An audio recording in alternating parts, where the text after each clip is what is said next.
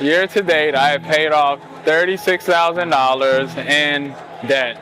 It was all student loans, so when I graduated from undergrad, I had about $15,000 and I didn't pay it off, so I learned the power of interest and what my debt was accruing daily. Over 7 years, I accrued a lot of interest, and it was just all student loans. I just thought about my future, just talking to people and knowing that if I could pay it off now, the interest that I was accruing at that time, it would only continue to grow.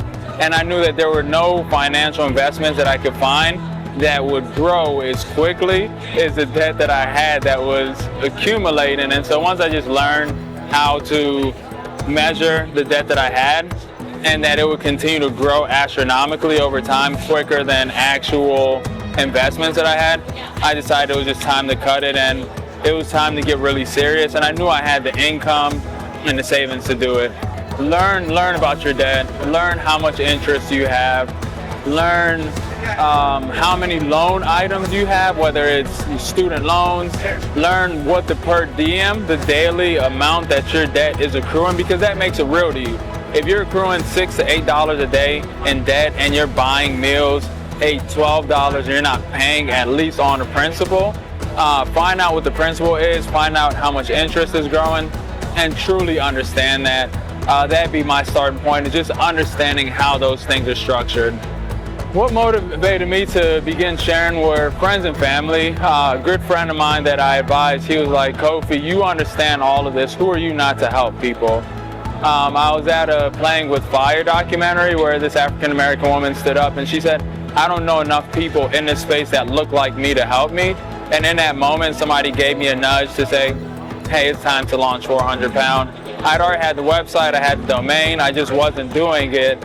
And understanding that people were out there looking for help, who was I not to share my story? And I think my story was unique to, what a lot of people were going through. I had family that I helped out while I was going through it.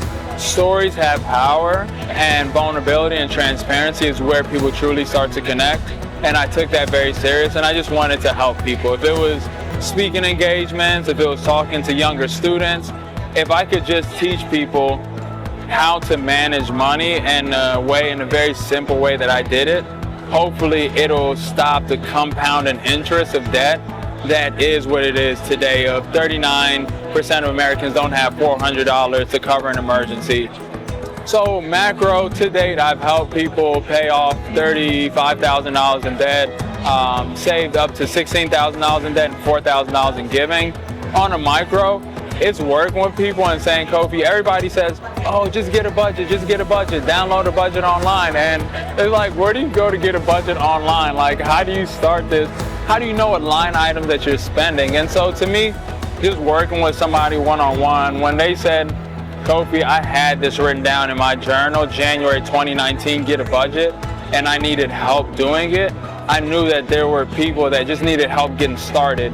Because it's so easy to say, oh, how do you invest? Oh, just go buy some stocks. Apple stock is $200. Just how do I create a stock brokerage account? Where do I, how much is it? Where do I start? And I think just being a resource, because people oversimplify things. Like, we're like, oh, it's so simple, just go out and do it. Oh, how do I start? And so being a resource that is, I think the biggest piece for me is not being judgmental. I never, ever, ever judge anybody. As a coach and as an advisor, that's all I do is advise you. I'm not here to judge anybody. So on a micro level, it's just understanding what people's concerns and needs are and giving them a starting point. Teach them what you're doing, tax them, on allowances, birthday gifts, teach them about taxes. Like, when you grow up and you have a job, you'll have to pay taxes. And I think a really big piece is consumer knowledge and the amount that you consume. Do your kids see you coming home with shopping bags? Do your kids see you out shopping, buying things that you don't need? Having a really expensive lifestyle that you can't really afford? That's why I started the 400 Pound Elephant, is talking about the elephant in the room, is talking about money. Sitting them down. One piece that my mom told me, and all she ever told me about money, is save at least $50. I wish my mom told me, make sure that you invest in your 401k. Make sure you save, 4 to 7% of your income. Make sure you do all these things. It's just regular conversations of when I go to the grocery store, this is what I spend on groceries. I buy what I need, and I go home and I have a line item for it. Show your kids your budget. Like, don't just talk to them about it in granular themes. Show it to them. Sit down with them.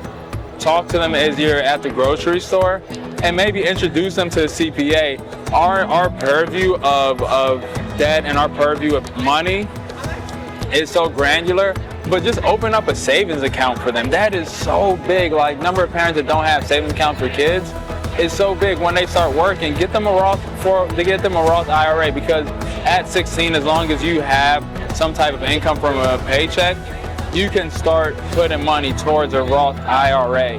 And so just educate them on the basic things of saving, paying bills, because as a kid, all you hear is that costs money, that costs money, that costs money. But if you show them a budget and you show them your finance and how you manage it, it's a thing that will become habitual to them.